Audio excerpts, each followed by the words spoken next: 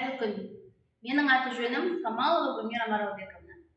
Мен Павлодар қаласының Бейсен Ахметов атындағы жоғарғы педагогика колледжінің педагогика пәнінің оқытушысымын. 2021 жылдан бастап техникалық және кәсіптік білім беру жүйесіне академиялық дербестік енгізілді. Соған байланысты бастауыш білім беру педагогикасы мен әдістемесі мамандығының білім беру бағдарламасына педагогиканың теориялық негіздерін білу және кәсіби қызметте қолдану оқу нәтижесі енгізілді. Оқу нәтижесін іске асыру мақсатында заманауи білім беру жүйесіндегі мұғалімнің қызметі атты сабағымды ұсынамын. Сабақта интербелсенді әдістерді қолдану және ұғымдармен жұмыс жасау тәжірибесімен бөлісеміз сіздермен. Болашақ педагогтарды оқыта отырып, біз студенттердің кәсіби лексикасын дамыту өте маңызды екенін түсінеміз. Ес-түссіз есте сақтауды талап ету өте күрделі. Сондықтан ұғымдармен жұмыс жасау әдістерінің жолдарын осы сабақта сіздерге ұсынамын. Бұл сабақта студенттердің білімін өзектендіру, екіншіден ғылыми ұғымды қалыптастыру, салыстыру және талдау кезеңдері ұйымдастырылған. Сонымен қатар, бұл сабақта Блум таксономиясы бойынша білім деңгейлерін де байқауға болады.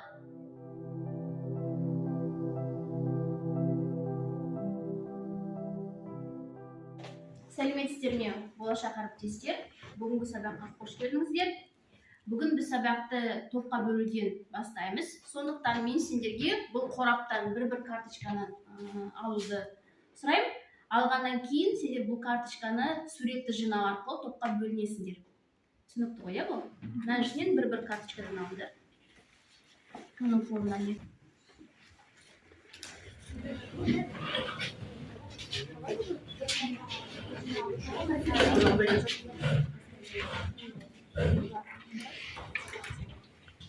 Сендерден мына суретке назар аударып, бұл суретте не көріп тұрғандарыңды айтуларыңды сұраймын. Бұл суретте сендер тағы да 2 сурет көру керексіңдер. Не көріп тұрсыңдар?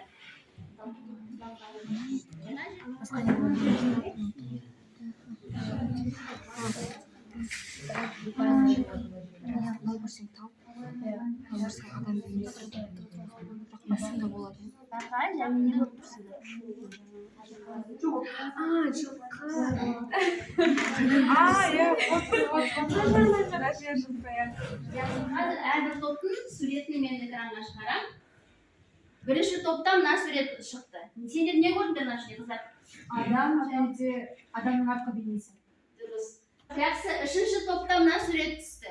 Не көрдіңдер? Жақсы. Сосын?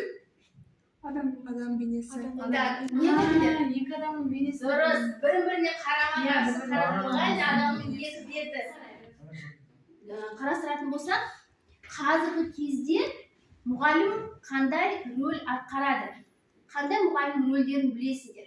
Пән мұғалімі, сосын Жетекші. тәрбиеші, жақсы, психолог, мұғалім бізде Әдіскер. келісесіңдер ғой, иә? Қазіргі жаңартылған білім беру жүйесіне тоқталатын болсақ, мұғалімнің бойына, мұғалімнің қызметіне, рөліне жаңартылған талаптар қойылып жатыр. Сондықтан біз қазір сендермен сол жаңа мұғалімнің жаңа рөлдерін меңгеретін боламыз. Ол үшін мен сендерге әрбір топқа карточка таратамын. Бұл карточкада ұғымдар берілген. Сендерге қандай тапсырма? Бұл ұғымдарды өздерің қалай түсінесіңдер, сөйтіп анықтамасын жазу керексіңдер. Түсінікті ма? Бұл тапсырмаға 10 минут уақыт беріледі. Әрбір топта бұл карточканы толтыратын жазатын адам таңданды. Қалғандарымыз бірге талдаймыз, біреуміз жазып отырамыз карточканы толтыру. Соның барлығы сөзде шешетін ұжым.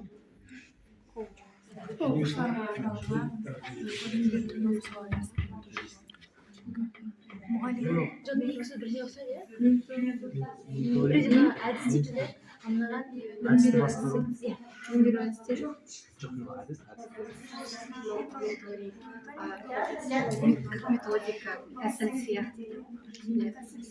Мендер көркем салтшы көркем жоқ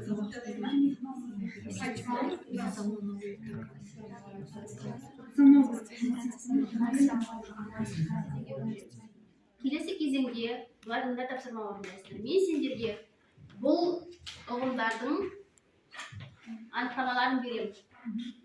Сендер өз анықтамаларыңды бұл глоссарий бойынша салыстырасыңдар, тексересіңдер. Бірақ бұны жай ғана тексеріп қоймайсыңдар. Тексерген кезде таңбалайсыңдар өз жауаптарын. Егер де сендердің анықтамаларын мен берген глоссариймен ұқсас болатын болса, сәйкес келетін болса, қосу белгісін қоясыңдар.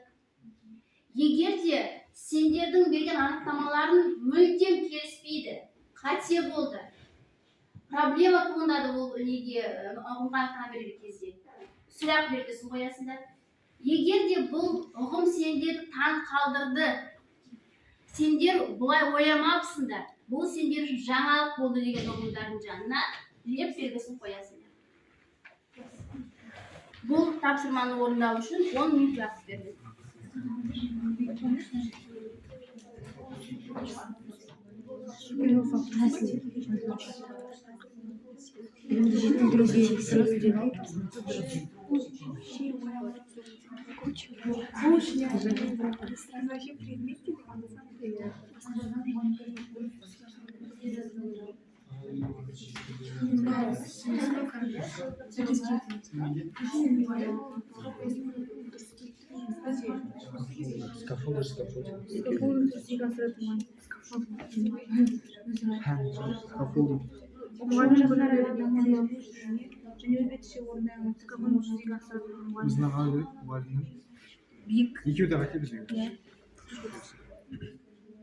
Мен әрбір топтан сендерге неше қосу таңбасы қойылды, соған тоқталып кетеміз. Сендер топтарынан бастаймыз. Неше қосу белгісін қойдыңдар? Екеу. Яғни 11 ұғымнан 12 ұғымның анықтамасын өздері жаза алдыңдар, иә? Жақсы, рахмет. Ердос, сендердің топтарда неше? 3 ұғымды анықтамасын жаздыңдар. Керемет. Ана, сендердің топтарында 5 қосу таңбасын қойдыңдар, иә, сендер? Өте жақсы. Қыздар, сендердің топтарында 6. Леп белгісін қойған сөздерге тоқталып кетейік. Яғни бұл сөздер сендерге жаңалық болды бүгін, иә? 3. Қандай сөздер? Коучинг, сосын скафолдинг. Скафолдинг. Жақсы, Анар. Бізде lesson study. Бір ғана сөз ба? Lesson study сөзі. Жақсы. Таңшолпан, сендерде? Екі сөз, ол біреуі скафолдер және скафолдинг. Скафолдер және скафолдинг. Бұл сөздер сендер таң қалдыр, иә? Несімен таң қалдырды? Скафандр дегенде қорғау, скафал дегенді білдіреді. Жақсы. Бірақ та біздің жауабымызбен бұдағы жауап былай қарап отырса алыстан кішкене ұқсас келеді. Қолдау білдіреді, ал біз қорғау дегенді. Жақсы, керемет. Бұл барлық ұғымдар сендер үшін жаңалық, бұл барлық ұғымдар мұғалімнің қызметіне байланысты болып келеді. Қазір келесі кезеңге көшеміз. Әрбір ұғымнан, әрбір анықтамадан кілтті сөз немесе кілтті тіркес сөздерін жазу керексіздер. Яғни әрбір Тиімділігін арттыру. Жоқ, білім берудің тиімділігін. Сөйлем болып кетті. Білім беруді арттыру. Басқаруға Білім амалдарын кешені. білім беру басқару қағидаттары.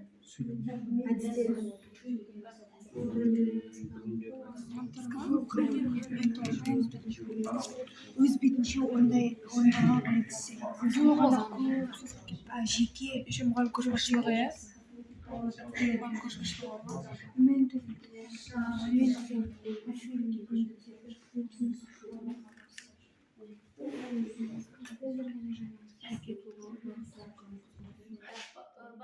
барлық топтар аяқтады.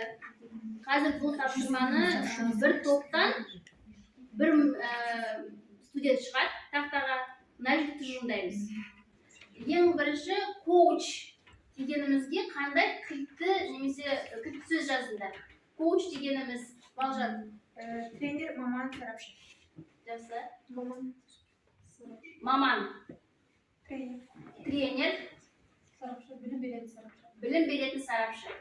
Ал енді бірге тұжырымдайықшы. Коуч деген бұл қандай мұғалім? Кілтті сөз бұл жерде не істей алатын мұғалім? Не істеу керек коуч?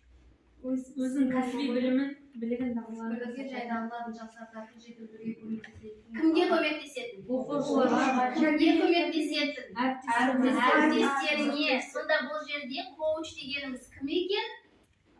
Әріптестерге Көмекші. Коуч дегеніміз бұл әріптестеріне көмек көрсететін адам, немесе әріптестеріне көмекші. Солай ғой? Жақсы.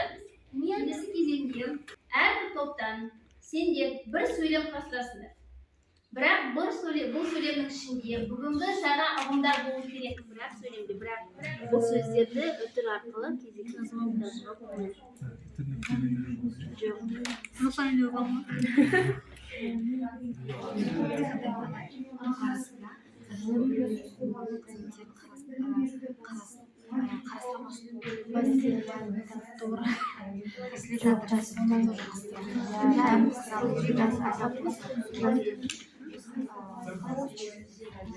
коучинг болған сынақтан мұғалім сол коучингтан обратно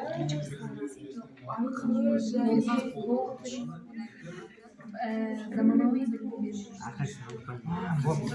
қанша болсын заманауи білім беру жүйелері сондай әдісті қолданып отырып басқа әдістерді қолданып Қазір әр топтан бір топ мүшесі тұрып, өз жауаптарын, өз сөйлемдерін оқиды.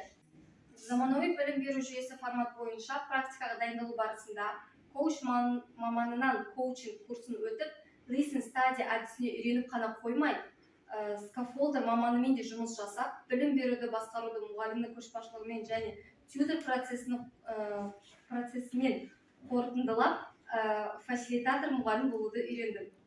Жақсы, неше жаңа ұғым қолдандыңдар? 8 Сегіз ұғым қолдандыңдар бір сөйлемде. Жақсы, рахмет. Келесі топтан. Заманауи мұғалім өз әріптестеріне коуч, ал білім алушыларға скаффолдер бола отырып, білім беруді басқару арқылы тьютор бола алады. Жақсы, неше сөз? Төртеу. 4 жаңа ұғым қолданылды. Рахмет. Анар. білім беруді басқару нормалары бойынша мұғалімнің көшбасшылығымен өткізілген коучингта listen study тәсілін қолдану арқылы фасилитатор мұғаліммен скаффолдер және тьютор Сендердің телефондарыңа сілтеме жіберілді. Сол сілтемемен кіріп, бүгінгі тақырып бойынша тест сұрақтарына жауап берулеріңді сұраймын.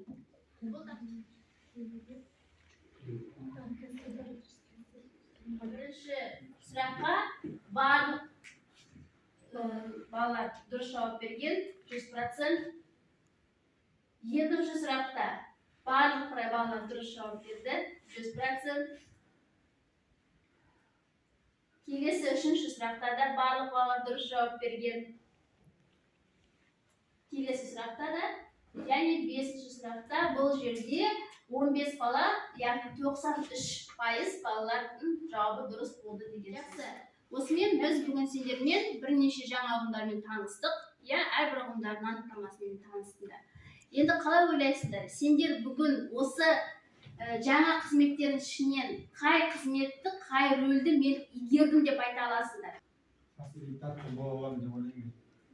Жақсы, неге ердіңіз? Себебі балаларға өзінің идеяларымен жұмыс істеуге көмектесе аламын деп ойлаймын. Жақсы, рахмет. Бұл барлығы сендер үшін жаңалық. Сондықтан біздің болашақ сабақтарымызда біз сендермен осы жаңа қызметтерді, рөлдерді бірге игереміз деп үміттенемін. Үй тапсырмасы сендерге телефондарыңа сілтеме жіберді. Сол сілтеме бойынша коучтың видеосын қарап шығу қажет. Және де желіден коучтың бірнеше жоспарларды тауып талдау қажет болады. Талдауларды дәптерге жазасыңдар. Бүгінгі сабақ аяқталды. Рахмет, сау болыңыздар.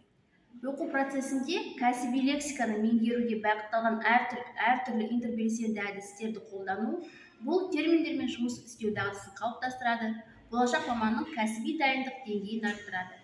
Сонымен қатар бұл жұмыс кәсіби мотивацияны қалыптастыруға мүмкіндік береді.